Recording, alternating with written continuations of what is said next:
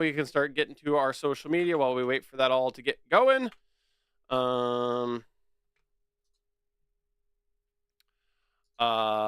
Yes.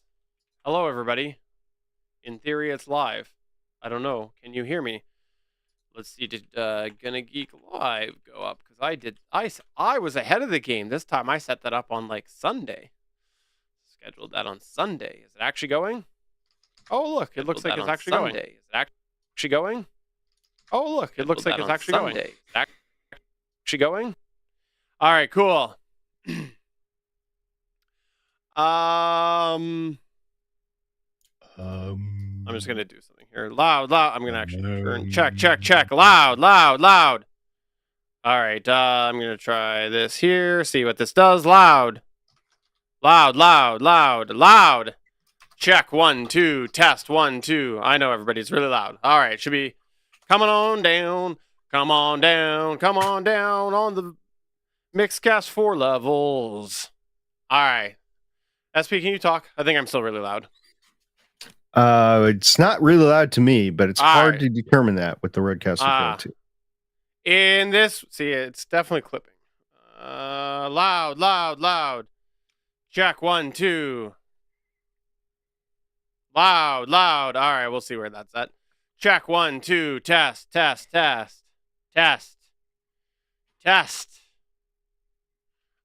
We are live at www.gonnageek.com/live for this week's Better Podcasting.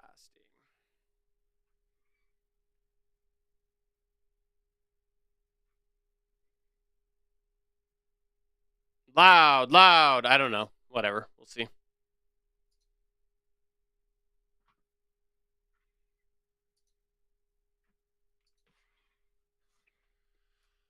All right. I think I'm good. Is anybody in our Discord? No.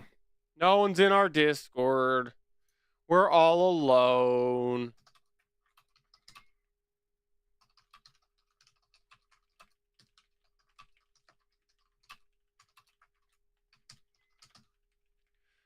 Hi, everybody.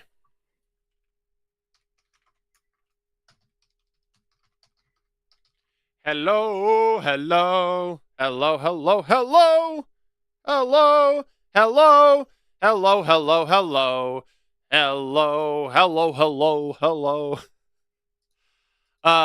the worst, aren't I? Check 1 2. Test 1 2. It's not a question. It's a statement. It is a statement. Podnerings. I'm close to clipping, but it's bizarre. It's like, yeah, I don't know. Might have to go back to the Rodecaster. What are you on? I'm on the Mixcast 4, but I do get a better signal for sure out of the Mixcast 4, but I don't think I noticed this. I think there's it could just be this microphone, but there's like a real tight zone where it's too low on the gain and I go up and then it's like super sensitive to clipping. And it's not much of an adjustment in that range. So I don't know what that is. Loud. So I'm gonna actually ride it a little towards the higher side this time. Because I think I've been riding it a little low, and we'll see. We'll see where I'm at.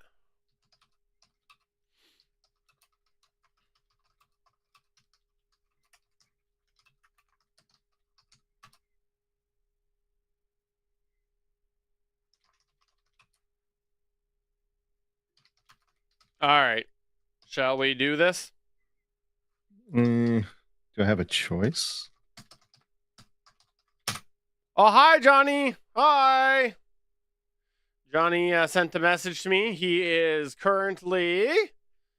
Oh, I missed another message from you, I think, Johnny. Sorry about that. Where's that from today? Anyways, I gotta look. No, I did miss another message from you. Sorry about that, bud. I called him Bud. That was weird. Buddy. He's having troubles. Oh, thanks, Johnny. Johnny's figured out the problem with my sound. Oh, I don't have it here. It's behind the skirt. It's your mouth. It's the fact that I'm not on a BP40. He says that's why. Thanks, Johnny.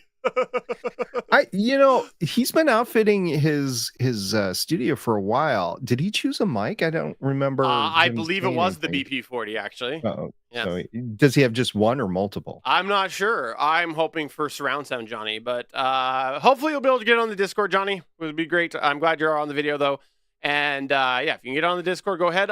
You could also try, if you go to gonnageek.com/live. If I was thoughtful, I would have a thing right here. Let's see, can I do this on the fly? GG Live. We'll do this. We go gonnageek.com/live. We'll do that. Put this right on the screen. Go on there. There we go. That's perfect. That's better. And then you can go to the YouTube chat as well, and that should cross-post also. So we haven't talked about this before, and this is a little bit running with scissors since we're live and everything. Yes. But, maybe we should have a redirect from betterpodcasting.com/live to gonnageek.com. I thought I did it, and then I don't think I did, or I got rid of it at some point, or is it still there? Nope, not there. Anyways, I don't know. Did that cross-post work? Yes, it did work. I saw it on Discord. Okay, cool. Yeah. I thought I got to set the redirect up. Anyways, that's okay. That's a problem for a future Steven. Let's do this thing. Okay. I should probably remove this from our face, though, hey? I don't know. The whole episode recorded this way might be good. Are you doing the local streams again, or are you just doing... What do you mean? Are you pulling from me individually? No, I'm not, but I am doing it through OBS this time. That's what I was getting all set up before we were going there. All right. I'd rather do it from OBS because it didn't work. And I've discovered the video. Well, it worked, but I discovered the video one uses a weird format. And I couldn't be bothered to convert it. So, all right, let's do this. But I am this time. I don't know that I'm going to do that going forward. Or I don't even know if I'm going to use it this time. I don't even know if I'm going to keep the files because that's like several gigs more per show. But we'll see. I'm SP from Legends of S.H.I.E.L.D., a show about the general Marvel comic universe, part of the Gonna Geek Network, just like the show you're checking out now. Shows on the network are individually owned and opinions expressed may not reflect others. Find other hilarious and fun geeky shows at GonnaGeekNetwork.com. Welcome to episode 287 of Better Podcasting. On this show, we continue our podcast media host discussion talking about Spotify for podcasters, formerly known as Anchor.fm. But first, in this week's Better Podnerings, topics include IAB version 2.2 prep, the Live Space streaming app, and podcast website badging, not to be confused with badgers. And finally, in this week's Better Podback, we go shopping for podcast gear with our Discord buddies. Lauren, let's go shopping together. Start the show now. This is Better Podcasting. We are hobby podcasters through and through, just like you. That's why we are different. We minimize the money talk so that you can focus on building a better podcast. Or a better podcast.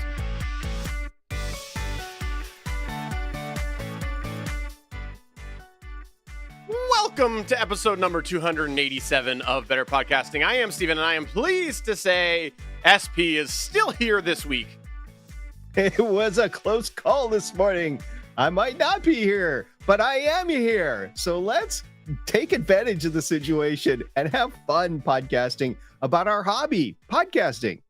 For what it's worth, had you not been here, eventually I would have recorded this episode, and I would have made sure to give endorsement using an AI SP for all the things that you would never endorse. So just so we're clear, I got a plan. It will happen if, hopefully not, but if it had happened, I got a plan.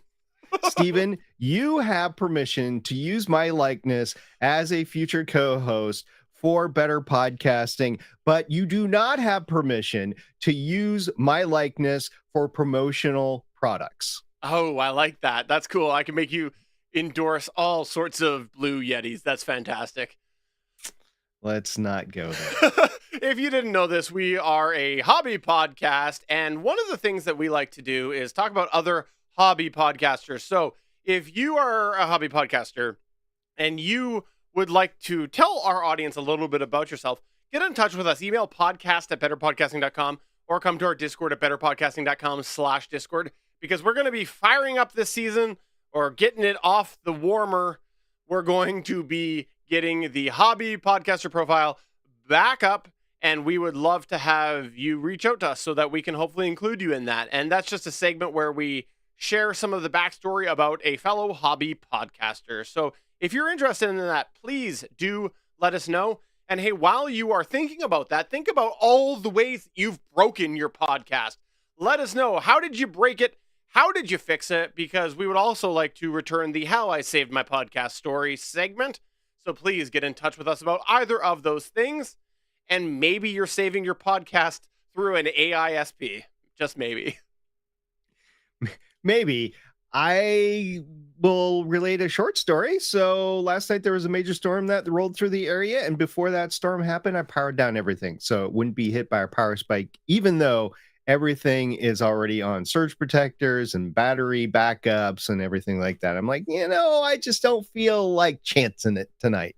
So one could say I have saved my podcast today because I shut down everything last night. And I don't know, Steven, do you shut down everything when you're done using it, or do you let it ride? Usually I do shut my computer and stuff down. I usually have my audio mixer going 24/7 unless I'm leaving for a sustained period. And by that I mean multiple days. But yeah, no, normally I shut things down.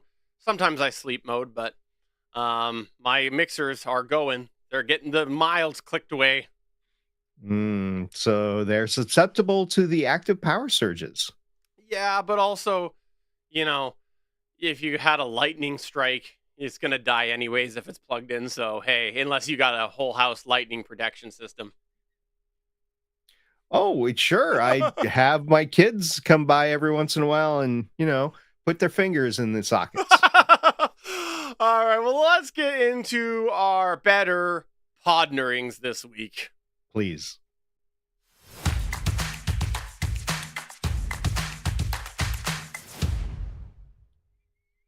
This is the part of the show where we're talking about some podcast news or personal update related conversation.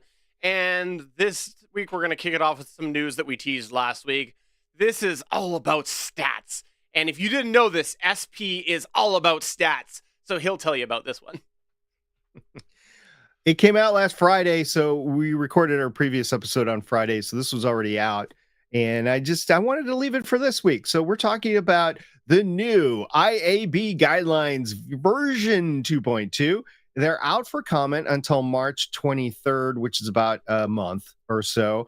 And several new items have been incorporated into the guidelines, according to their post, including a new detailed recommendation for calculating IPv6 metrics, which recommends truncating the addresses to the first 64 bits prior to calculating unique listener and download metrics using combination user agent and IP address. And I think my tech brain just exploded with that statement there, but it has to do with IPv6.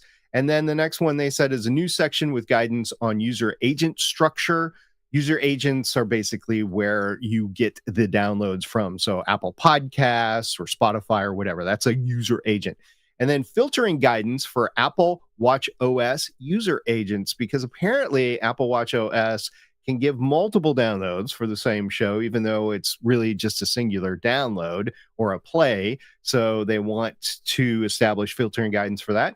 And then language edits such as typo corrections and replacement of whitelist/blacklist terminology, as well as updated data for the podcast player market share section. All this is over the head of most podcasters, to be honest with you. And Pod News had a story out there for certain things that they noticed on the IABV 2.2. And a couple of things that they cleared out was a requirement for companies to be clear whether they use a fixed or rolling 24-hour window for measurement, I think that's okay. I can understand that and agree with a requirement to update safe IP address lists, such as those known for large corporations or universities. I think that's in relation to the whitelist, blacklist terminology that was mentioned above, and clarification that an ad can only be considered to be delivered if the overall episode download was valid. Interesting. Don't care about that as a hobby podcaster, but that's interesting that they're trying to count the ads delivered, which is the whole purpose of the IAB stats. And then a requirement for practices to be put in place to account for mass market technology changes in measurement reports. Pod News went on to say only 5 companies have undergone IAB certification in the last 12 months, and 10 companies are only certified to version 2.0. The IAB had required companies to recertify annually, and the website ordered that, quote, recertification must be completed by December 31st, 2023 to maintain compliance status, unquote. No companies have recertified so far this year, and that requirement was removed from the IAB website yesterday, and this was on February 23rd, so the yesterday was February 22nd, 2024. All right, this is just going to be a continued struggle. This is me talking now. I'm not talking about what was posted on IAB or Pod News. This will be a continued struggle between the industry wanting to minimize time and money spent on the stats effort while also giving advertisers the granularity they desire. You try to say that granularity. I can't. Okay. To the specificity. We'll go with that. To advertisers, the specificity they desire down to the minute demographics they can get. At the heart of this is also data privacy. You know, the whole thing about the GDPR of clicking, you agree for the stats to go out, and you get a sense of how you're being tracked online with it, right? Well, podcasts are also trying to track you at the same level, and they have ways to do it, but the actual podcast technology has been resistant of tracking you with the personal data. So it's a struggle right now between trying to get that demographic data from you and how long you listen, where you listen, all that stuff. They love that because they want to be able to advertise to you at the right place and the right time. And it's data privacy. And that's the issue there, right? It's also a struggle with we'll call them procasters or podcasters that podcast for money. The road procasters? Is that, you got a problem with that? What are you talking about? No, professional podcasters. All right. Well, then you should you should call them professional podcasters. The pro podcasters. The pro podcasters. Anyways, go ahead. All right. It's a struggle for them because they want to get paid. I understand that, but I deplore the radio metric, the methodology that they're using because I hate ads. And I do. As a hobbyist, I deplore ads. I hate radio and I hate podcasts for the ads. I rarely listen to podcasts that have ads, and I just can't pay for the free version or the adless version. So a lot of times I don't listen to those shows anymore. I mean, I might check them out and like, oh, is this worth it? If it's worth it and they have a version that I can pay through crowdfunding or Patreon specifically, and I can get an RSS that takes out all those ads, I'll do it if it's important to me. But if they don't have that capability, then I'm like, okay, I don't care. I'm not going to listen to your show. And this is a warning that I have for hobby podcasters, since we are the sole voice in the industry for hobby podcasters. Watch out for the industry to continue to put up creator paywalls for you as a hobby podcaster to have access to audiences without ads. I think that's going to be an issue going forward because somewhere along the line, they're going to want to get paid for their service that they're providing, the podcast directory. So I've mentioned this before, but I'm going to phrase it a little differently this time. It is your access to the audience that they're going to impede without ads, or they're going to put ads in your show for you that you won't get paid for, and your audience will have to listen to it. So watch out for that. It might be coming. The next topic that we've got in the better podnerings here is about MySpace. So sorry, Live Space.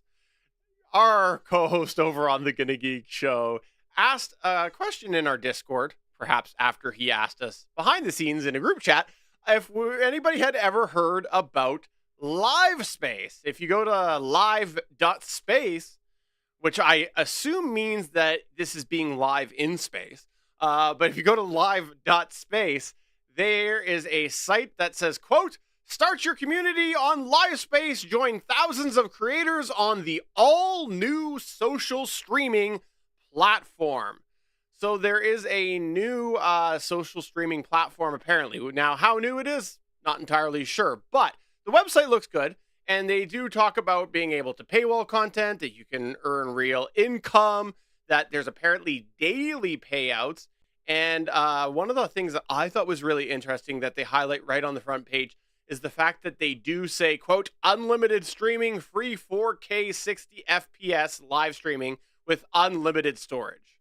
Now, the question is, how long will that last? Because unlimited is a big word. Unlimited's always been a big word in any form of web site or web-related hosting thing.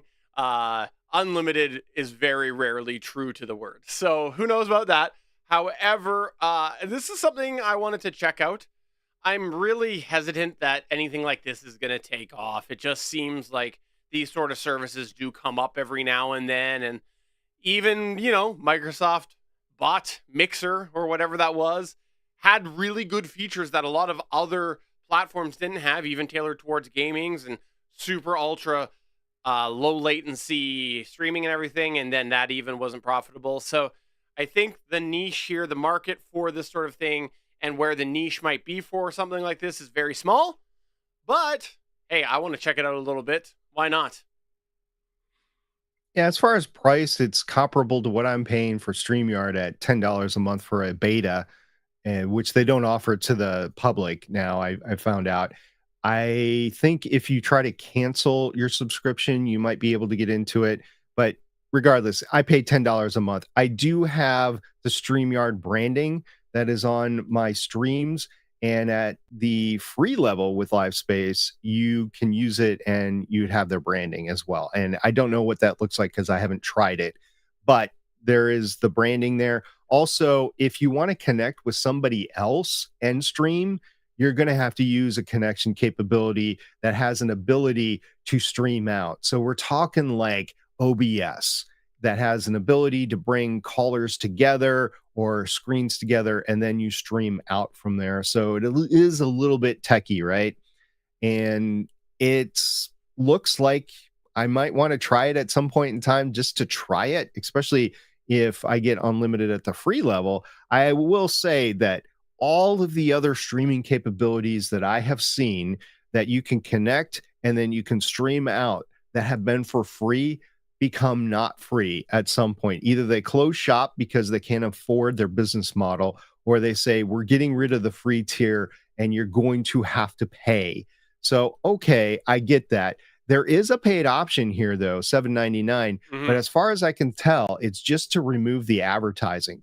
So as a hobbyist, I'm like, if I can record it and stream it, why do I want to pay for it when I'm just going to download it and I'm going to throw it in an editor later and I'm going to cover up your branding? So, and I don't know if that's possible either, because I don't know how big the branding is. I don't know what it looks like, what the watermark looks like on there. But if it's small like StreamYard, I can cover that up with my logo. Yeah, I am a little curious what the goal is of this, because it's hard to see where this fits into needs, because like obviously if you're looking to garner a large audience during live events, whether that is live streaming or otherwise, you need to be in a place that you're going to get eyes on there. And I guess they have to grow for that to happen is sort of what I think. But hey, I do want to keep tabs on this because at the very least, their site's very pretty, SP. So I'll give them that. So let us know, have you used live.space before? I almost threw a comment there. Let us know what's been your experience with that. And if not, is it something you're going to check out? Next, we're going to talk about whether or not we're going to need badges. Do we need badges? Do we not need no stinking badges? I don't know, Steven. What's about the badges? This week in our Discord, and again, we're moving some of the Discord stuff into the Podnerings because it brings conversations. There was a conversation all about the possibility of getting a YouTube badge, because as we've documented on this in the live chat show, YouTube's been going through a bit of an identity crisis, particularly Google, with what they want to do with podcasts. So now podcasts are on YouTube Music instead of Google Podcasts. So naturally, you might want to have a badge for your show, images or website or whatever. Is there one available? That was the question that was asked. And yes, there is actually a YouTube Music podcast badge available. We'll make sure to put this into the links over at betterpodcasting.com/287. And we'll put the link to the YouTube page where they have some examples of the badges that you can do and some best practices in there. And it just says, listen on YouTube Music. So you might be interested in that, but I wanted to bring this up from the conversation of how are you using badges and what do you think is good badge etiquette? Because for me personally, I think if you start to put a bunch of badges in one place, I think it's pointless. I firmly believe that. I think if you go to a website and it's like, boom, big long list on the website, find me here, find me there, find me everywhere, it loses any importance of calling out a certain service. It all gets lost in the weeds. And I think that's the same thing if, say, I think it's more so if you're doing like show art or something and you have a bunch of different badges. But I think you might want to highlight some key ones. If you know there's a demographic that you are targeting towards, or maybe you're putting material out that you think is going to get traction in a certain area. And I'm not really sure how you would know that, but if you do know that your target is to get people through YouTube, yeah, you might want to highlight the YouTube one because maybe you're more likely to get clicks. Or maybe there's an experiment thing where you go and you put certain badges on one piece of artwork, you put some on the other, and you kind of see which one's getting more people there. So if you want to throw this on, you can for YouTube, but I would like to know what are people's thoughts about badging etiquette as far as find my podcast on X. And not X as in the service, as in X is a variable. There you go. I was going to say, hi, promoting the X now. That's kind of unique. All right. I don't have too much to say about the badging other than I want the main ones available, the ones that are 80 to 90% of where my listeners are. I want those available. Other than that, I know there's going to be onesie twosies. There's going to be people that want their podcatcher that's 0.003% of the downloads overall or something like that. Okay, I get it, but unless you're going to contact me, I'm not going to put it up there. I'm going to do the main 4 to 6 basically, and then that's going to be it if I ever did this. But this is coming from a guy that does not code websites at all. I will use podcast service websites. I haven't done it yet, but I am interested in trying out something like Podpage, where I could create a website specifically for a podcast using the templates that they have available. And it's easier for me. And I don't want to deal with having a website. I did for a while, like with Voices Defiance. I think I did it with one other show too. And I just don't want to keep up with that. I just want to create. I don't want to get stuck in the website. And it's not like I'm selling anything on the website. Although if you do have your own website, you do have the ability to put up different things that even for a hobby podcaster, you wouldn't be able to in other venues. For instance, articles and things of that nature are easier if you have a website versus just the podcast website. So anyway, that's my basis there. 4 to 6. And I will say that's it for the discussion this week. Next week, we've heard rumors that iOS 17.4 might come out before we record this show next week. If it does, that will be out to the public transcripts.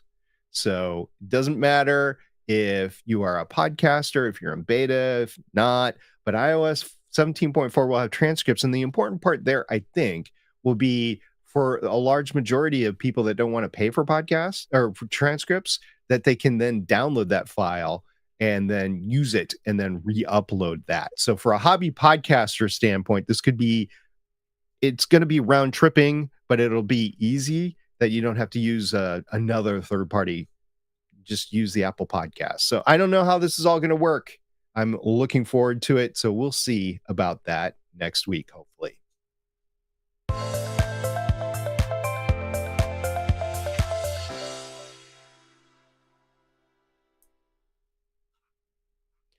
We're continuing our podcast media host service discussion for hobby podcasters.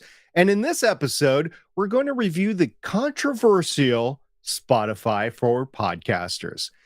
In our experience, Spotify for podcasters has either amassed a fervent following, or perhaps they have an active messaging campaign, or maybe both. I say this because every time I post and highlight on the shortcomings on Reddit, the comments are met with negative responses through downvotes and counterpoints.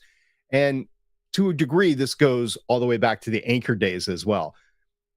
In that light, we know we've previously cautioned against the use of what was Anchor.fm and what is now known as Spotify for podcasters. But for this review, we decided to give the service a fresh and fair shake, like we're going to do with all of them, and start from the ground up like any of their services that we are reviewing. Question for you, SP. Quest. What if I have been having too many Canadian Molsons to remember the history of Spotify for podcasters? Could you recap that for me? I'm glad you asked. For many years, we've had concerns about Anchor. Then when Spotify bought them for a huge amount of money, and it seemed like they were going to use them as backbone for the platform, we felt less concerned about that. And now our opinion is, well, we'll get there. That's the purpose of this episode. But know this, just like podcast last week, we're going to view Spotify for podcasters from the lens of 2024.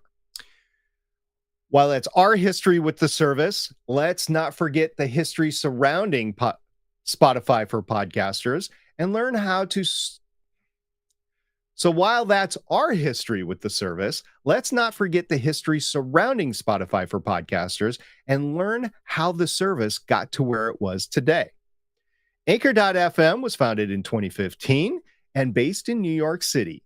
In February 2016, Anchor's iOS app was launched, allowing anyone to create short, and by short, I mean about 2 minutes, audio clips. In September of 2016, Anchor.fm released its first Android app, and Anchor 2.0 released in June 2017 and allowed users to create podcasts using the app. That is where Anchor.fm entered into podcasting, June of 2017. In February of 2018, Anchor version 3 launched, and an updated app and a long-awaited desktop recording dashboard were included. The news that Spotify acquired Anchor.fm along with podcast production company Gimlet broke on February 6th, 2019. And although the total acquisition cost of both Gimlet and Anchor was reported to be about $340 million, the specific Anchor.fm acquisition cost was not really known for a while, and it was reported to be around $150 million. On March 9th of 2023, Pod News reported that Anchor was rebranded as Spotify for Podcasters. And the capability also announced the ability to upload video. So this turned a lot of heads. Not only was Spotify for Podcasters free, but it also had a video capability which countered YouTube. We'll get into that later. In February 2024, which, Stephen, I'm checking my watch. It says February 2024. So that's this month. Wow, that was just like recent. Yes, a couple of weeks ago, Spotify for Podcasters announced some notable changes to their service, including removing its own audio editing tools and partnering with Riverside.fm. It also removed the Music Plus Talk capability, which was basically the ability for people to have a music podcast. And it discontinued the Ambassador ad program, which funded a lot of hobby podcasters. Needless to say, Spotify for Podcasters has been a very dynamic service over its history, and with many significant changes along the way, with the time period between 2019 and early 2023 being the service's most stable. And we're beyond that at the moment, just because they've had a lot of radical changes since late 2023 into 2024. And in full disclosure, neither of us have used Spotify for Podcasters or its predecessor, Anchor.fm, very much.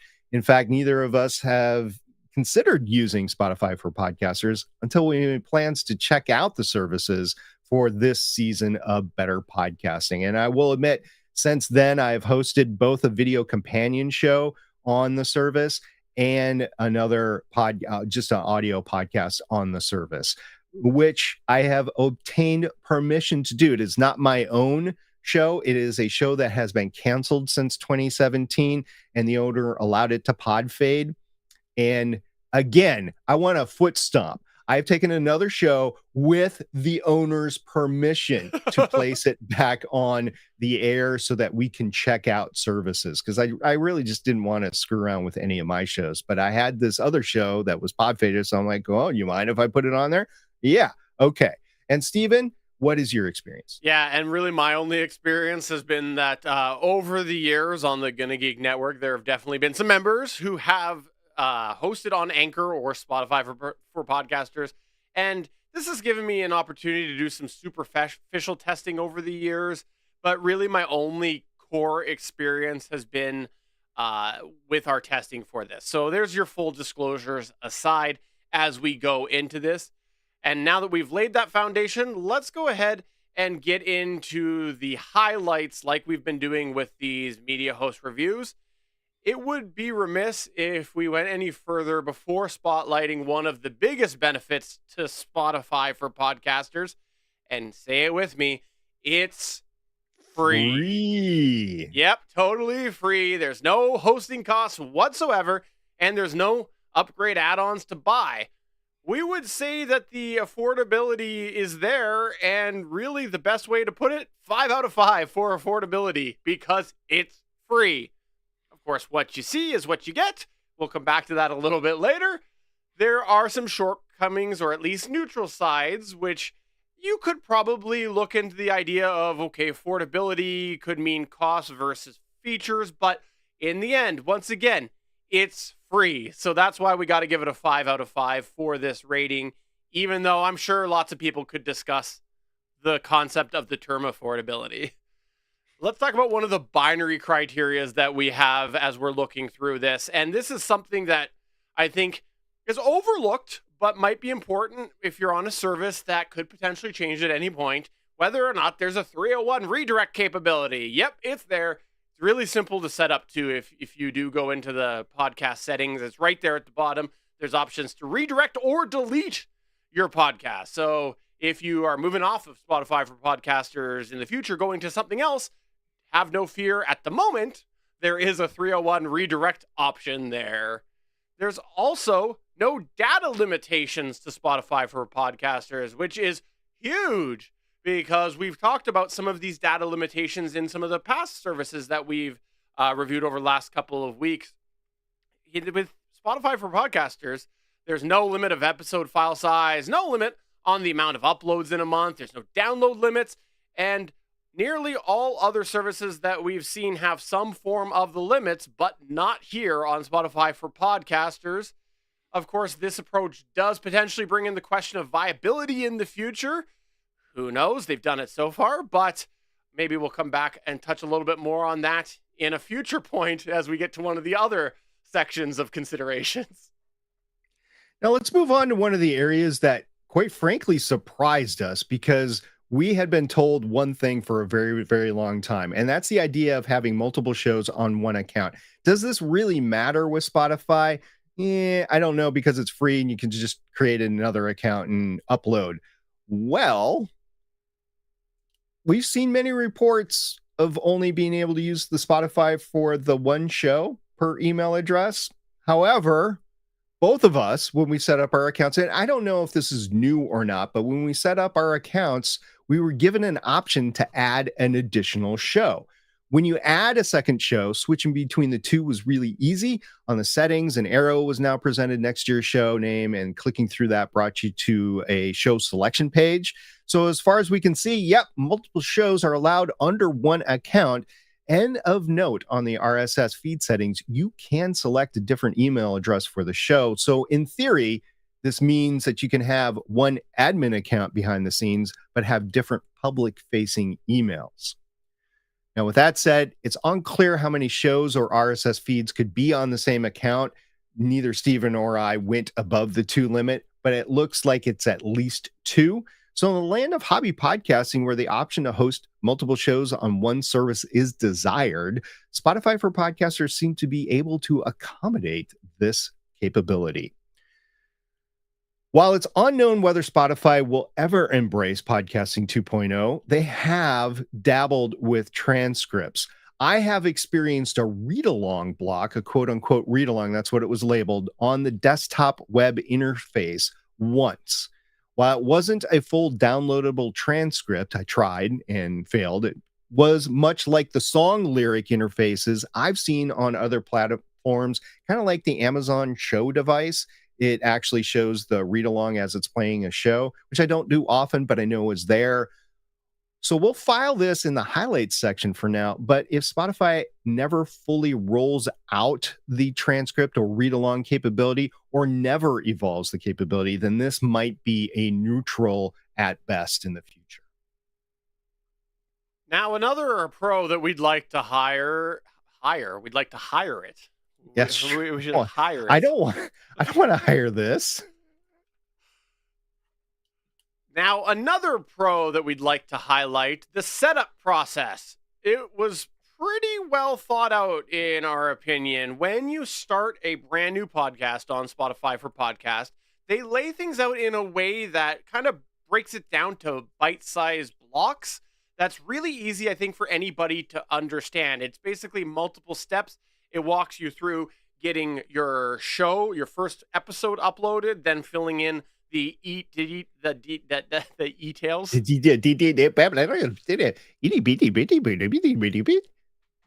Then it gets you to enter the show details, and then it brings you to the third section, all about the money, the monetization section. And it actually clearly tells you it's optional at that point, that basically you're done. So overall, the setup process for someone starting and adding a brand new podcast was pretty straightforward if you were starting a Spotify for Podcasters account for the first time. We'll leave that little asterisk there to come back to. Moving on, the next thing we want to highlight is the reliability and affordability criteria. We're going to give this one a pass for Spotify for Podcasters. 1, has Spotify ever been down? Yes. 2, was it for extended periods of time? No, not really. In our observations, we haven't noted a lot of downtime for Spotify or podcasters in particular. So we're going to make the call that Spotify for Podcasters passes this criteria and place it in the highlight section for now. In the future, of course, this could change. This could change with any of the capabilities that we're looking at. But for now, we'll say this passes. And the last thing we want to highlight is video. There seems to be an uptick in the demand for video, and Spotify for Podcasters is encouraging this. And it is through the site. There's a lot of reference to video, and it also encourages creators to replace audio-only files with video. They make the process really easy to upload a video file and then have it converted. And it's a lot faster than YouTube, by the way. And Stephen, you had some experience with this? Yeah. So what I did was I did a test of uploading a video file with an audio track in there. And of course, because, you know, it was a video with audio, it's a podcast. So I uploaded it to Spotify. And what ended up happening is on the other side of the conversion, I was produced with a 128 kilobit per second MP3 that was in the RSS feed. Now, I do think it's of note when you're in the dashboard itself, there's a download icon there to download the audio for the file. And for some reason, that download there takes me to an M4A file, but the RSS has an MP3 file. So I'm not sure. But I do think if I was doing this show, for example, with Spotify for podcasters, it would save me a lot of time. I would just upload the video file with that. The video files that I upload to YouTube every week is a lot higher quality than the MP3 version that I produce. And I actually produce it at lower than 128 for the MP3. So it would save me time. I would just have to render the video every week and upload it to Spotify for podcasters, and it would take care of making the MP3. So definitely a potential time saver if you are somebody doing a video podcast. There is a caveat to the video capability for Spotify for podcasters, but we'll leave that one for later and just leave this in the highlights section for now. Moving on to the neutral section, there's actually a lot here. Spotify for podcasters offers a pretty simple import capability, and it's easy to use. However, there is a slight complication. Most, but maybe not all, podcasters have decided to distribute their show into the Spotify listening platform already. If you already have your show on Spotify, there is a process to verify ownership of the show through email. I haven't used the capability myself, but I haven't heard anyone having problems with it. So we'll say it works for now, but it is an additional step if you already have your show on Spotify. Spotify for Podcasters statistics are currently not listed as IAB compliant. However, Anchor.fm stats are. The certification date that is listed on the IAB site is listed as October 27th, 2020 for version 2.0, which is now admittedly long in the tooth since we just talked about version 2.2 coming out soon. But as long as the stats are consistent and you can easily track your show's own performance over the weeks and the months versus your own episode, that's okay for me. And it is unknown at this time if Spotify for Podcasters is pursuing an update to the certification. We just don't know who is in the pipeline for that or not. So just don't know if they're going for the 2.1 or 2.2 certification. And we are giving the benefit of the doubt on this one here. The stats themselves overall, are there and everything. But the reality is we don't know, is the current version of the stats even related to what Anchor was certified for. It could be different, but under the hood, we don't know, but we're giving the benefit of the doubt on this. That's fair. Now, let's talk about websites, because if you're a podcaster, you might want to have a website, and Spotify for Podcasters kind of provides you a website. They give you a landing page on Spotify is what it comes down to, because it is your section on Spotify itself. There's no way to customize the page, but it does look pretty good. If you have a domain, of course, you could just go ahead and go to your registrar and redirect your domain to point to that landing page on Spotify. For example, SP did use his test show domain, sci-fi-boneyard.com. He's got that forwarding over at this moment right now to the Spotify page. I do, and the redirect works, and it comes up as the Spotify page. It's not my preference, but I just wanted to test out the fact that I was able to do it. And if you are somebody that is looking to link to other places the podcast might be found, well, maybe put your badge on there. You can't do it. There's no customizing on that page. So really, it's trying to encourage everybody to listen through Spotify, but that might work for people. So I personally would really like to give this a no if I really dug my heels in. However, I also would like to myself equally let go of those heels and understand that my needs for a website is not always the same as everybody else's. And this might serve as a place that people can go. It's not a traditional website. That's why I want to say no, but also people might just want to find a way that you can quickly listen to the podcast, and that might be good enough. So we'll leave it as a neutral. And I'm not saying, this was a battle behind the scenes between SP and I. No, it's just, it was an internal debate that I had between Angry Steven and Happy Steven. As far as the customer service criteria, we've read quite a lot of posts on social media and Reddit for me that are what amounts to horror stories of Spotify automation going in and deleting episodes or canceling a show. And it might be in error. At least that's what the post says. But eventually, these seem to get fixed in time because I've checked. I've gone back and said, hey, how did this turn out? Or there was a legitimate violation of terms of service that caused the action. Maybe it was a DCMA takedown. Regardless, you get what you pay for in terms of customer service. And since you pay nothing to use the service, well, enough said there. The fact that many people seem to get a response was a pro in this column, but the idea of just outright deleting and awaiting the podcaster to contact them is a no-go for us. Thus, we're putting it in the neutral column. Now, we've always said that monetization is not a big thing on Better Podcasting, especially when we're grading services, but we will acknowledge these as we continue to do each week. And there are two things that we think are of note with Spotify for podcasters when it comes to monetization. The first is the ambassador ad program. If you're looking for that and you're like, I've heard all about that, I'm so excited. Well, guess what? It was canceled in early 2024. So that's no longer around. The service does retain automatic ads, listener support, and podcast transcriptions, however, as possible ways of making revenue. So those are possible. Another area that we had to put in the neutral zone is the dashboard. Now, the graphical user interface is modern and usable, and all things being equal, this criteria would probably find its way into the highlights section. However, there is a lack of a copyright field. There's no way to inject, at least that I've found, and I think Steven's in the same boat, to put a copyright date or dates in there.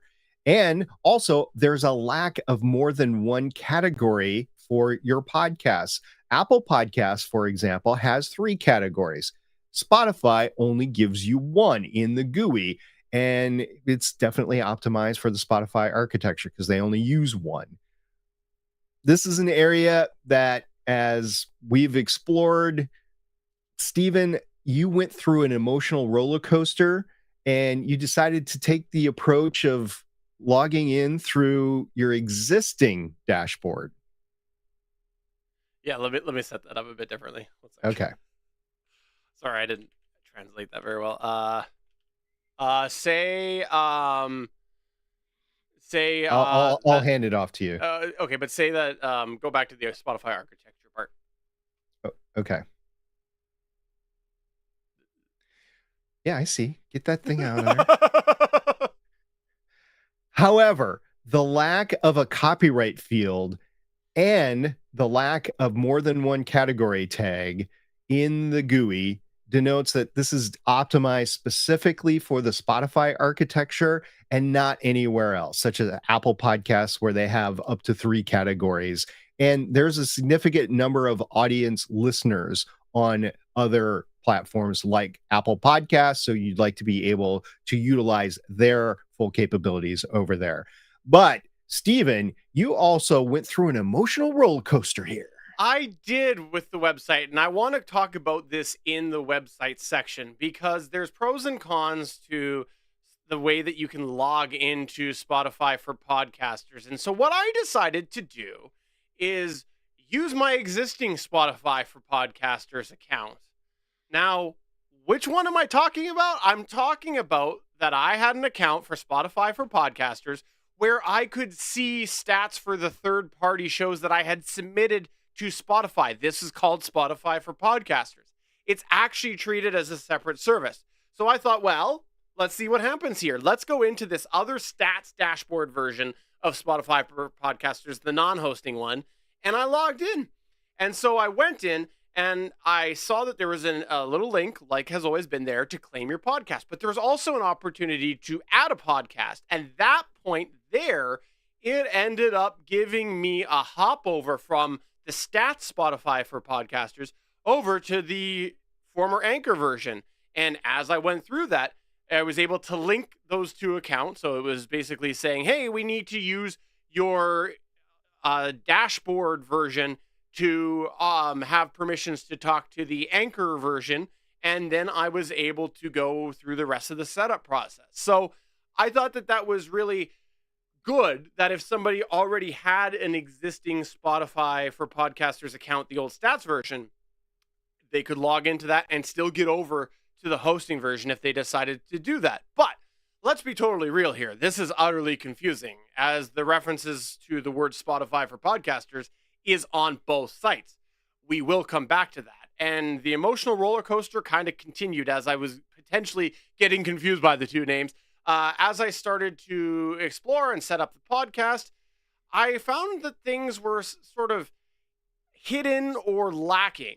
At first, the site looked really nice and clean and easy to navigate, like I mentioned about the setup. But then I just would go to a page and I'd be like, I would think there would be more here in settings.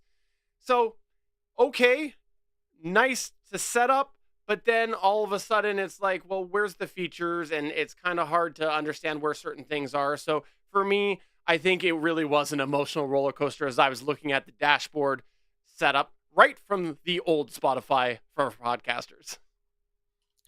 Piling on to the GUI discussion for Spotify for podcasters, let's talk about the mobile app for a second. While the interface is usable, logging into the interface, at least for me, was incredibly frustrating. Do you log into your Spotify account or your Spotify for podcasters account?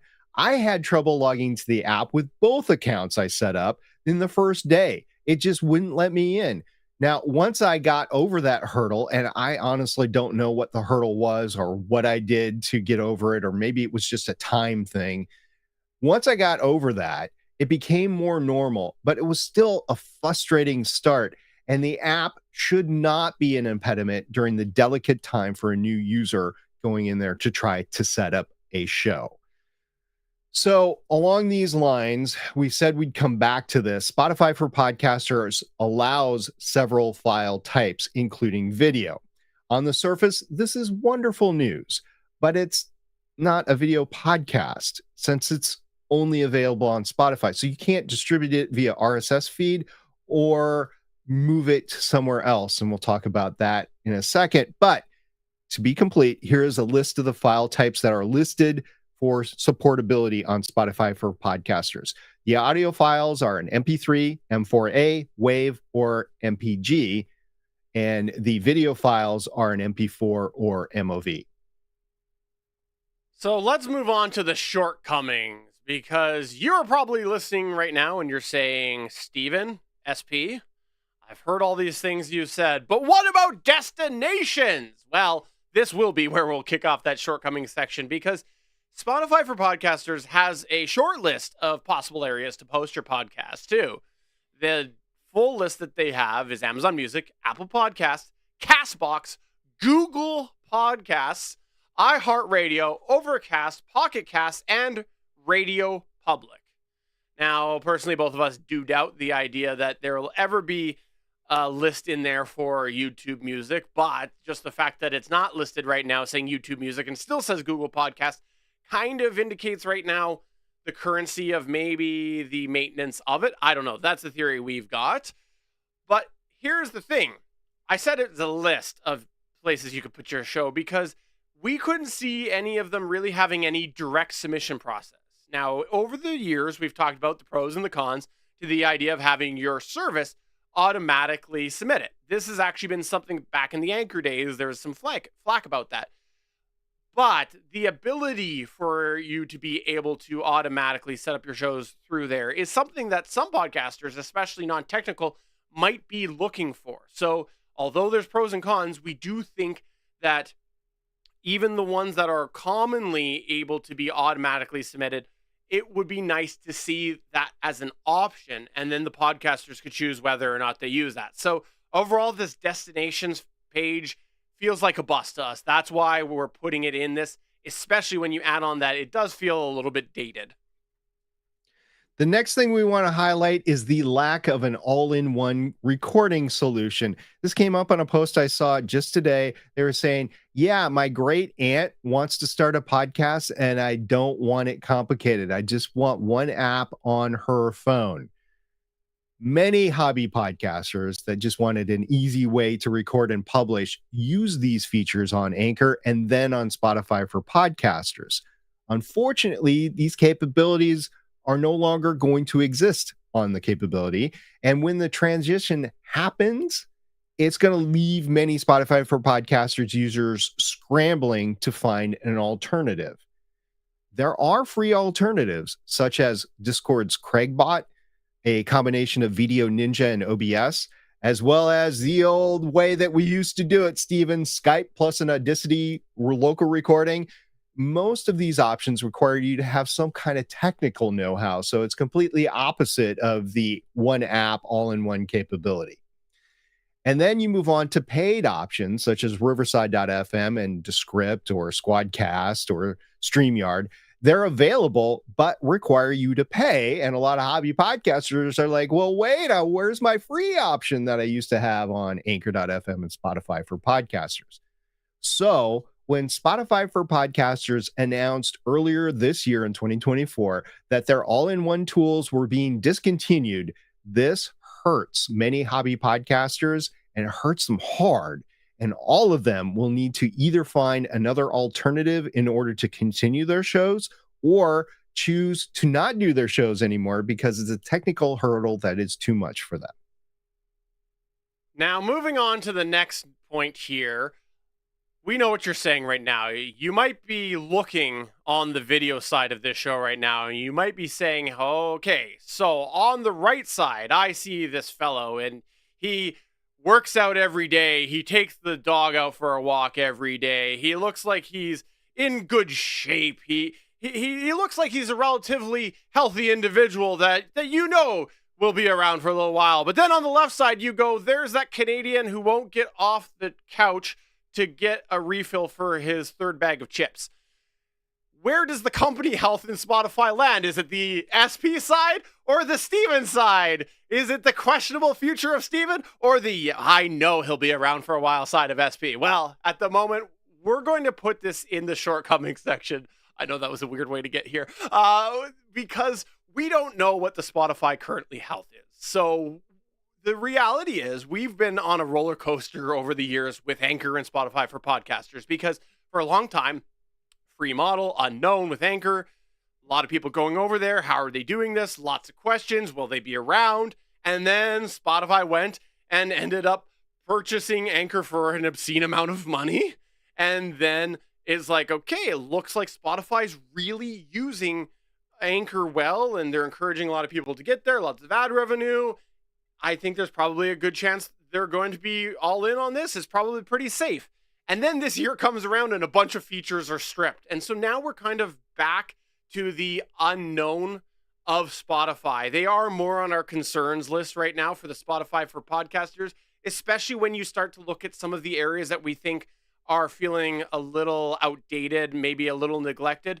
So at the moment, we are putting this as a shortcomings because we don't really know. And there are some concerns back. The writing is back on the wall for a couple concerns of ours. So stay tuned. We could change this depending on what happens with Spotify for podcasters.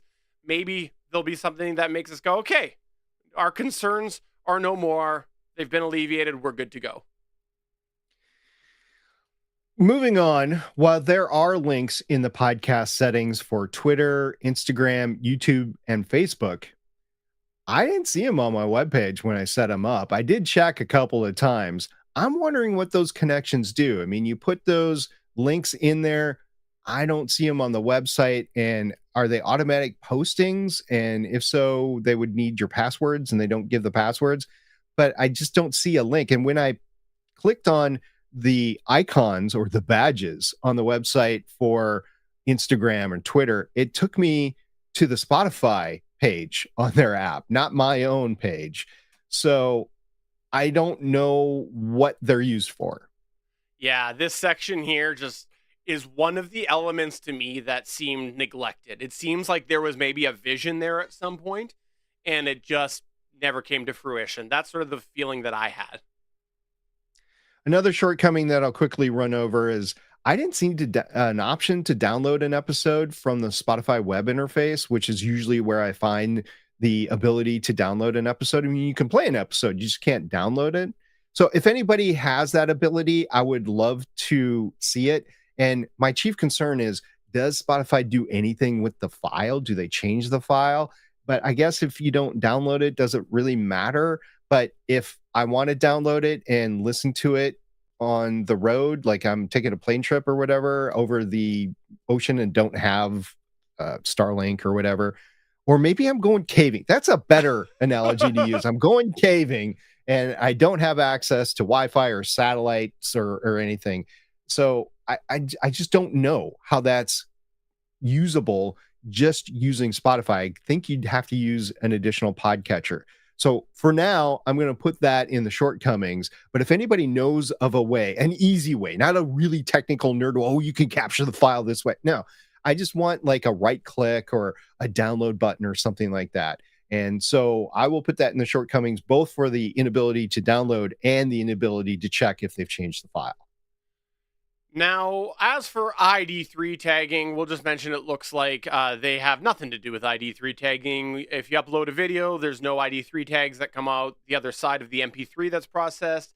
There's no fields, there's nothing. So it looks like Spotify's position is, in all fairness, like some other hosts and podcasters out there, its opinion, which is that they're kind of irrelevant in today's date. So that seems to be the way it is. But if you are an ID3 person that wants to keep them all tagged, hey, they're not there. I'll move on, and I will say this with a caveat. Spotify for Podcasters does not offer dynamic audio insertion that I saw. However, I will say that I chose not to take the monetization option. So maybe that's included in the monetization option, but specifically, I'm not talking about add dynamic audio insertion. I'm talking about your ability to put your own audio in there. And we caveated that when we talked about our criteria a few episodes ago. So there was nothing I could see on that. So I'm going to put that in the shortcomings. And finally, let's talk about the use of the name podcast for Spotify. I'm going to register. Well done. I mean, I was wondering how once you started stumbling, I'm like, okay, how's he going to get out of this? I'm like, okay. And finally, let's talk about the use of the name Spotify for podcasters, as well as the idea of multiple. Oh my God, this is my point too, and everything. And finally, let's talk about the use of the name Spotify for podcasters, as well as the idea of multiple Spotify logins. This is a huge shortcoming in my opinion, and I think SP hopefully agrees. These terms Spotify for podcasters is used both as a stats service, as I mentioned earlier with my experience, and for this media hosting service. They call it the same thing. When you go to log into Spotify or podcast for Spotify, oh my God, what am I doing? What am I doing? I don't know. I mean, hold on, let me do it again. One more time. Take 3. And finally, let's talk about the use of the name Spotify for podcasters, as well as the fact that there are possibly multiple Spotify logins. The term Spotify for podcasters is used across multiple services. It's across that dashboard stat service that I mentioned earlier. That was used first. And now what was Anchor service, the media hosting service, that is also called Spotify for podcasters. When you actually go to log in for Spotify for podcasters, you're actually presented, though, with 3 options for some reason.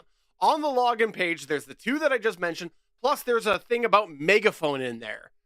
So, as someone new trying to log into their service that knows nothing about the history of Spotify and their podcasting endeavors, how confusing is this? They have literally an area that says not sure which to choose and then gives you an explanation. That's insane. That's so confusing. And then you throw in the fact that there's still a level of Spotify for podcasters feeling a little bit different than the core Spotify service. There actually might be some users that have split their accounts because of the history of Spotify for podcasters with the dashboards. They might have their old Spotify music account that they've had for a very long time, and then through the various changes with Spotify, they might have a separate account for their podcast. So there's a lot of confusion there, and I just think that it's potentially a problem for somebody who is easily daunted by multiple listings, multiple ways the term is used. I think it's a disaster. In conclusion, Spotify for podcasters will probably work for some hobby podcasters in 2024, and that's largely because of two main factors. One, its ability to upload a video and have it to make an MP3 right there in the service. You don't have to do anything. Again, this seems to be an emerging trend in the creator space. And two, more importantly, it's free. After taking a good look at this, we're of the opinion that if the service wasn't free, it probably wouldn't get the fanfare that it does, especially because any podcast that can be submitted to Spotify, so there's not really an on Spotify factor involved, the cool I'm on Spotify thing.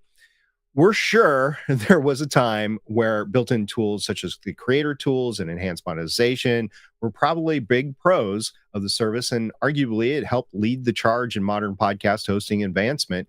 But now it feels a bit more like a shell of what it once was. We definitely don't want to downplay the fact that Spotify for podcasters has a bit of a leg up on the emerging video trend by being so pro video outside of YouTube. But on the other hand, overall, there seems to be a lot that feels free, which is shocking considering where it once was, particularly the alleged $150 million price tag that Spotify paid for the Anchor.fm capability. This is where we here at Better Podcasting turn the show over to you as we run through some of your feedback. We call this segment Better Podback. Let's start the Better Pod back about Target. Are you ready for your Target board here? Yes, I'm ready for the charge. So over in Discord, just a couple of days ago, Randy Walker posted a picture, and it was of a display rack at Target, which honestly isn't very noted for its long-term standing support of the podcasting industry. However, there is more. Or by the way, their long-term standing support for the Canadian consumer industry. Okay. So what they have here is Randy Walker took a picture of the Rode display at Target. Now, admittedly, Rode is more than just podcasting. There's music creators there, there's streaming creators there and stuff like that.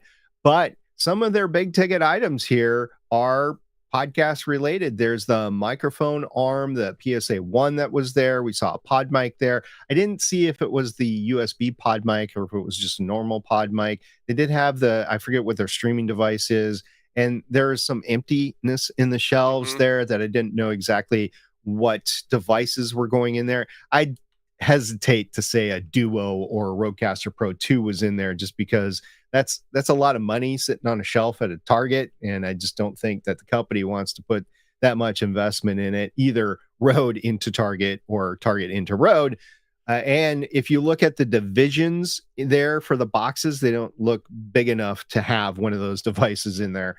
So I think it's awesome, though, because if you're a burgeoning creator and you have a Target around, because some people are in walking distance of a Target, then you can go and you can buy some stuff to at least get started and just have it. Or maybe your tech fails you on a given day and you're like, dang it, I really need this microphone to do this big interview. You can run to Target and get it. Now, I know there's other places around, and if you have a Target, you probably have other places and stuff like that. But I was interested in this. I was going to check my own Target because there's a Target on the way home from my work today. But unfortunately, because of an extreme weather event, I just wasn't able to do that today. So hopefully I'll be able to do it before we podcast next week. But this was pretty cool for me to see. I know there's some downsides here, but this was pretty cool. At the risk of giving a multi-billion-dollar corporation some free promotion, I'm going to pitch right now a ongoing potential segment on Better Podcasting. In this picture that Randy Walker has posted, they do have a bunch of gear behind the shelf. However, there is an actual display of gear on top, including a Rode pod mic attached to a microphone arm that appears to be right out in the open. So here's my pitch. I want you to get yourself a phone of some form or a video capture device. I want you to get yourself a handheld recorder with an XLR cable, and I want you to go plug into that demo and record a video about your quick Target cast. It doesn't need to be long. Just give me a video clip of using the demo pod mic to record a video for us so we can play it here on Better Podcasting. Call it the Target Cast or something. Come up with something better than that. The gear that Target usually has is real gear, so I don't know if some places will put plastic stuff up there, cardboard stuff up there, or whatever. I don't know. I don't know. Like I said, I did not make it to my Target on the way home today, like I was planning to. So yeah, I will throw that out there too to everybody. I want to see what you are able to do with the gear that's there, and I like your design there because if you're taking your own gear, then you don't need to power it. Yep. If it's an XLR, and if it's a USB, you can plug it into your phone. So, okay. The gig is on. We want to see as many videos as we can about the use of the gear at Target. The next thing we wanted to highlight in the Better Pod back, we had somebody come into our Discord server named Bola. Bola said, does Steven... Oh, I grabbed the wrong post. Damn it. Hold on, let me grab that. Oh, I copied the wrong one. I copied the follow-up. At least there was a follow-up. There's a lot of posts on that. Scroll. Hope everybody is having a great week. Yeah.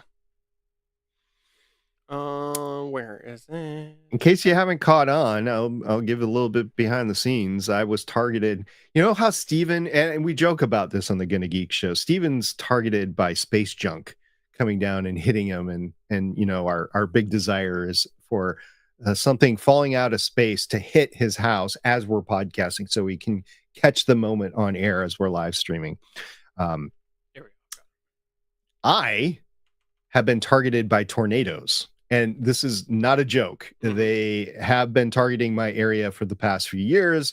So, that happened in the middle of the night or very early in the morning this morning. So there was some damage around the area. Fortunately, I still have power, I still have internet, and nothing was damaged around my house, but the neighborhood was damaged, and then other things around the area was damaged. So, yes, that is what's behind the scenes. So I gave you some time, Steven. You ready to go? I am good. Moving on to the next piece of Better Pod back in our Discord, we had Bola come, and Bola said, just went back and listened to Steven's review of the SE215 in-ear monitors. Does Steven still use those, or is he on a different set now? The review was way back in episode 93, so that's a flashback. I don't even remember what it was I said. However, I can answer that question. I am still using the Shure SE215 in-ear monitors. I'm using the same ones that I got with a little note there. You can take the earpieces, disconnect them from the wire. At one point, and I know I talked about this on one of the shows, the wire that kind of you shaped the way your ear is to go around your ear, it broke through the plastic. But because these are in-ear monitors that are serviceable, you can go and buy yourself a new cord, and you just disconnect the ear tips, plug them onto the new wire, and I'm using that since then. So they're the same in-ear monitors, and I did at one point try some Sennheiser ones, didn't like them in comparison. So I am still using the same pair of Shure SE215s. There's some signs that maybe I will need to go and replace that wire again at some point, but I've had them for many, many, many years. I believe it was 2020 that I replaced the last wire. So, hey, I'm happy to service if I'm happy with it, but it's a good opportunity for me to look what else is on the in-ear monitor market. I don't use the in-ear monitors, but I know Steven's been very complimentary of the 215s. So I'd like to hear, Bola, once you receive them, how you like them as well. Now, the final post that we're going to go into was one that Steven's honestly going to have to talk the most about, but I do have a 2 cents on that. Can we maybe omit this one for this week? Just because I think there's a bit of chatter. I think we could come back to this, see if anybody else comes up. So I thought of that after I meant to mention that. Or do you want to do it? No. Okay. You want me to reset? Sure. And that's it for the Better Podback for this week. If you want to get a hold of us and give us any feedback from the episode, any feedback from the services that we're reviewing, go ahead, light us up on our Discord server at betterpodcasting.com/Discord, or you can get a hold of us via our email. We still have that email, Stephen. It's podcast@betterpodcasting.com. And I do receive emails from it. Unfortunately, there's spam, but yeah, I do still receive email from them. So we know that the capability works. We look forward to hearing from you on any of your podcast related questions, concerns, comments. And in particular, remember, this season is all about the review of podcast media host services. So if you have anything to say about the ones that we have reviewed, if you want us to review one in particular, make sure you get that to us, because we're not going to cover all of them. We're just going to cover the major ones, or at least the major to us ones that we think are valuable for hobby podcasters. Now, if all goes well, next week we will have a bit of a shakeup in the way we're talking about media hosts. You might hear a third voice, and we might be double tapping on a couple of the services we've discussed to date and a other voice of opinion. So hopefully, if all goes well, you never know with the way that space debris is trying to hit me, tornadoes are trying to hit SP. You never know. So please do look forward to that, because I'm looking forward to that. And hopefully that will happen next week. I'm looking forward to that. So for episode 287, you want me to start over again? No, I don't know why it's not playing. I hit the out. Oh, I hit the wrong button. Go ahead. And with that said, so for episode 287, I'm the better one here. I'm SP. And I am the health questionable one here, Stephen. Thanks for listening. See everybody next time. Bye. Bye. Boom, boom, boom, boom, boom. Thanks for checking out another episode of Better Podcasting. You can find the full back catalog of Better Podcasting at betterpodcasting.com. If you're into geeky podcasts, please check out the other podcasts on the Gonna Geek Network at gonnageeknetwork.com. This show was produced and edited by Stephen Jondrew. Voice work was done by L.W. Salinas. Thanks again for listening or watching, and we hope to see you again next week. I pushed the wrong button. I was trying to mute an alarm at the same time that I was trying to push the outro. It didn't work so well.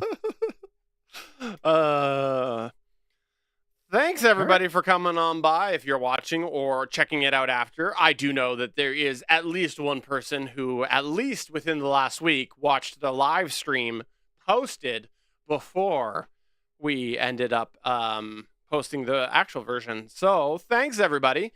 Hope you enjoyed this. And one question I'm going to put out there, if you are watching this or listening to this somewhere, hey, how do you personally do your loudness? If you pay attention to your loudness, are you trying to set it to the podcast norm? Or if you're doing a video show, maybe perhaps, are you trying to do it to the video lufs, which is a little louder than the podcast industry accepted volume? Or are you doing them independently different? If I remember correctly, it's -14 for YouTube and -16 for podcast industry norms. It does make a difference. Let me know what you are doing with that, because I posted this in our Discord and I didn't get any comments, but I'd love to know what people are targeting. I have to say, with all the content that's out there, the way more and more people are thinking of podcasts, videos being podcasts, I think the industry might want to up it. I think YouTube is more of a norm now. I don't know. Well, I've always been higher person. I mean, I want to hear what everybody else does, but I've always been higher personally, because Johnny's asking, and you might know this, is it mono or stereo? There's different levels for mono and stereo are the industry standards. I know this because there was an evangelist for a lot of years, like from 2014 through 2018, that whenever this brought up, was brought up, he would come in. I don't remember his name specifically. He was an audio producer. He would come in and say, "You need to keep with the standard. Here's the standard. If you don't do the standard, you're just doing everybody a disservice because the volume goes up, the volume goes down, whatever." He was like, and he would get technical and everything. I hope he's okay because I think he was a little bit too high strung. But I get his point in that there should be an industry standard. I get upset when I'm watching TV, even if it's streaming TV, like on YouTube TV or whatever, and then the advertisement comes up and it's like double the volume of the show that I'm watching. I hate that. I hate it when I'm streaming and I'm trying to remember the service, like maybe Paramount Plus or Disney Plus or something like that, and their logo that goes across at the beginning is like double the volume. So it's like my ears are being blown out, and then I do the volume down and then I do the volume up, and maybe they think, well, we're going to do it really quick so they won't be able to do that, whatever. So I get it. I get why This is the official. right there. I get why there should be a standard. I just think that to limit everybody to a certain level is not really taking into account the perception. And I know that LUFS is a perception to begin with, but it's not really taking into account the perception of maybe somebody has a quieter voice. Like me personally, I have an issue with that because my LUFS are different than your LUFS. I do think there's a valid what would you call it? Not processing, but I'll call it processing, a processing point to what you're saying. Because if you have a softer voice and you're trying to target a certain LUFS, you need to add more compression really to be able to achieve that, or put it super high. You only go so high before you clip. So now you're back to the compression or the expanding aspect of it, and that manipulates the audio. So if you are trying to do a more spoken word podcast and things like that, it might take a lot of volume to achieve the LUFS that are desired. And so if you start compressing now, that affects maybe the end result of what you're trying to achieve. So I think there is validity to what you're saying there. There's also the issue of a audio drama or maybe some playthroughs where you're actually designing the soundscape to be quieter or to be louder at some point in times. And I understand that. And if you compress everybody to the same LUFS, then it's just going to be ridiculous because you're quiet. Like if you're whispering or whatever, okay, maybe they want to actually give you the perception that you're in the room because you're painting with audio. I mean, you're not seeing anything. So you want to give the perception through the audio of exactly what's going on around you in an audio drama or in some audio. I won't blanket that statement because I know there's very many different types and kinds and producers do different things. But that's my point, is that I think there should be a standard maybe for ads. And I think that was a news point like a week or two ago that I just discounted because, you know, we don't worry about ads or monetization on this show. But that is a key issue for me because I don't want to be blasted with an ad because it's different than here's the issue with even with dynamic audio insertion, right? Is the produced audio that you're inserting might be at a different volume or perceived volume, which is a LUF, than the show that you're doing. And that's the whole ad issue as well.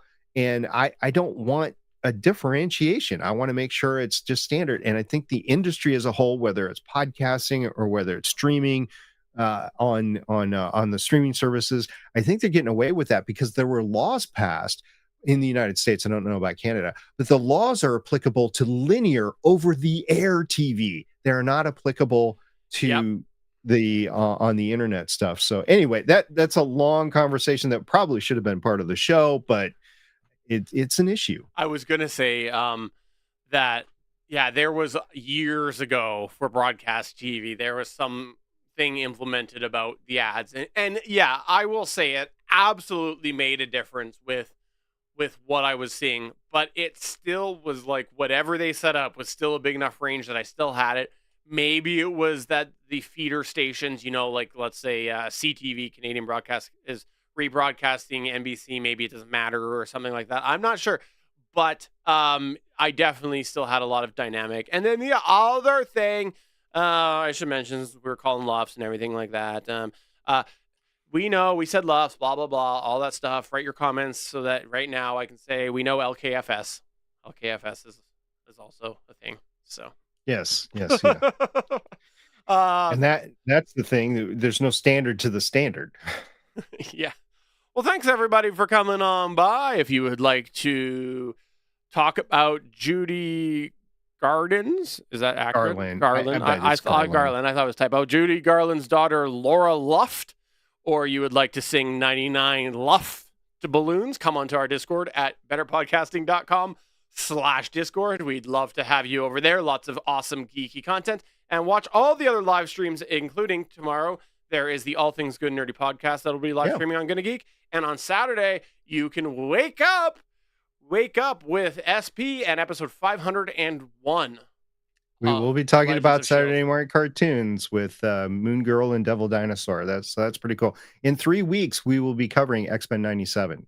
So that's also cool. Johnny, I saw you put the Judy Garland name in there. And I know you say you're old, but this is how old I am. I paid attention to the fact that the ruby slippers that were stolen from the museum in northern Minnesota in Grand Rapids have been found because the guy coughed up to what happened to him. Wow. So yeah, the I didn't know that. Normally those those iconic pieces of costume are not let out of control, but because Judy Garland was from Minnesota, there was a museum in Grand Rapids, Minnesota, which is in the middle of the northern part of the state.